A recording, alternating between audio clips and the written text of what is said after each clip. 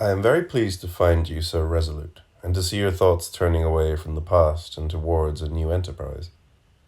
In Paris, then, the ancient bastion of philosophy, absit omen, and the modern capital of the world. Whatever is necessary adapts itself. Although I do not underestimate the obstacles, therefore, I have no doubt that they can be overcome. Our enterprise may or may not come about, but in any event, I shall be in Paris by the end of the month, as the very air here turns one into a serf, and I can see no opening for free activity in Germany. In Germany, everything is suppressed by force, a veritable anarchy of the spirit.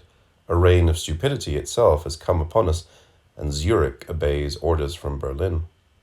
It is becoming clearer every day that independent thinking people must seek out a new center. I am convinced that our plan would satisfy a real need, and real needs must be satisfied in reality. I shall have no doubts once we begin in earnest.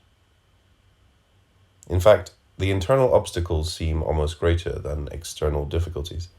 For even though the question where from presents no problems, the question where to is a rich source of confusion. Not only has universal anarchy broken out among the reformers, but also every individual must admit to himself that he has no precise idea about what ought to happen. However, this very defect turns to the advantage of the new movement, for it means that we do not anticipate the world with our dogmas, but instead attempt to rediscover the new world through the critique of the old. Hitherto, philosophers have left the keys to all riddles in their desks, and the stupid, uninitiated world had only to wait around for the roasted pigeons of absolute science to fly into its open mouth. Philosophy has now become secularized, and the most striking proof of this can be seen in the way that philosophical consciousness has joined battle, not only outwardly, but inwardly too. If we have no business with the construction of the future, or with organizing it for all time, there can still be no doubt about the task confronting us at present: the ruthless criticism of the existing order. Ruthless in that it will shrink neither from its own discoveries, nor from conflict with the powers that be. I am therefore not in favor of our hoisting a dogmatic banner. Quite the reverse. We must try to help the dogmatists to clarify their ideas. In particular, communism is a dogmatic abstraction, and by communism I do not refer to some imagined possible communism, but to communism as it actually exists in the teachings of Cabet, Dézamy, and Weitling, etc. This communism is itself only a particular manifestation of the humanistic principle, and is infected by its opposite, private property.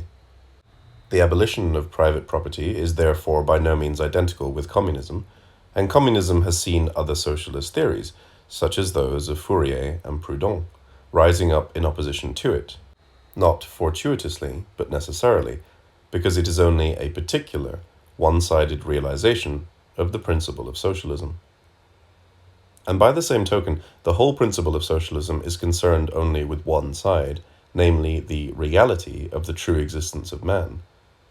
We have also to concern ourselves with the other side, i.e., with man's theoretical existence, and make his religion and science, etc., into the object of our criticism. Furthermore, we wish to influence our contemporaries above all.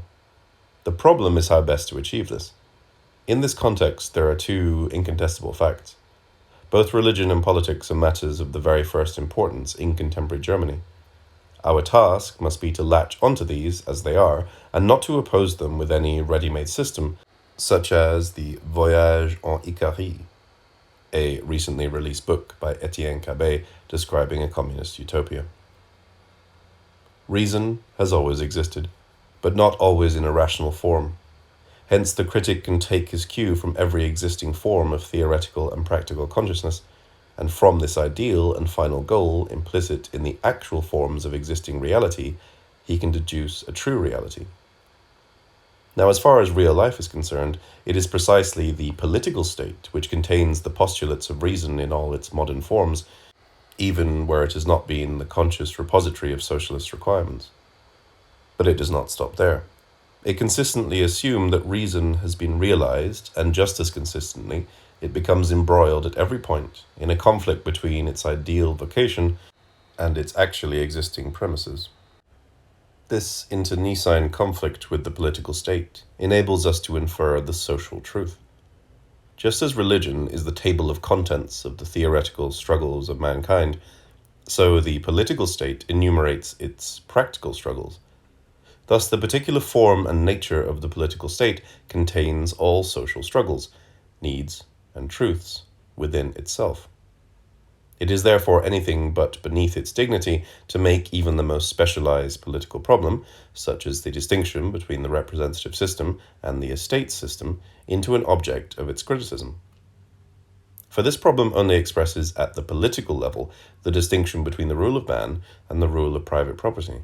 Hence, the critic not only can, but must concern himself with these political questions, which the crude socialists find entirely beneath their dignity. By demonstrating the superiority of the representative system over the estate system, he will interest a great party in practice. By raising the representative system from its political form to a general one, and by demonstrating the true significance underlying it, he will force this party to transcend itself, for its victory is also its defeat. Nothing prevents us, therefore, from lining our criticism with a criticism of politics, from taking sides in politics, i.e., from entering into real struggles, and identifying ourselves with them. This does not mean that we shall confront the world with new doctrinaire principles and proclaim, "Here is the truth, on your knees before it." It means that we shall develop for the world new principles from the existing principles of the world. We shall not say, "Abandon your struggles, they are mere folly." Let us provide you with true campaign slogans. Instead, we shall simply show the world why it is struggling, and consciousness of this is a thing it must acquire, whether it wishes or not. The reform of consciousness consists entirely in making the world aware of its own consciousness, in arousing it from the dream of itself, in explaining its own actions to it. Like Feuerbach's critique of religion, our whole aim can only be to translate religious and political problems into their self-conscious human form. Our program must be the reform of consciousness not through dogmas, but by analyzing mystical consciousness obscure to itself, whether it appear in religious or political form. It will then become plain that the world has long since dreamed of something of which it needs only to become conscious for it to possess it in reality. It will then become plain that the world has long since dreamed of something of which it needs only to become conscious for it to possess it in reality. It will then become plain that our task is not to draw a sharp mental line between past and future, but to complete the thought of the past. Lastly, it will become plain that mankind will not begin any new work, but will consciously bring about the completion of its old work. We are therefore in a position to sum up the credo of our journal in a single word: the self-clarification, critical philosophy, of the struggles and wishes of the age. This is a task for the world and for us. It can succeed only as the product of united efforts. What is needed above all is a confession, and nothing more than that. To obtain forgiveness for its sins, mankind needs only to declare them for what they are.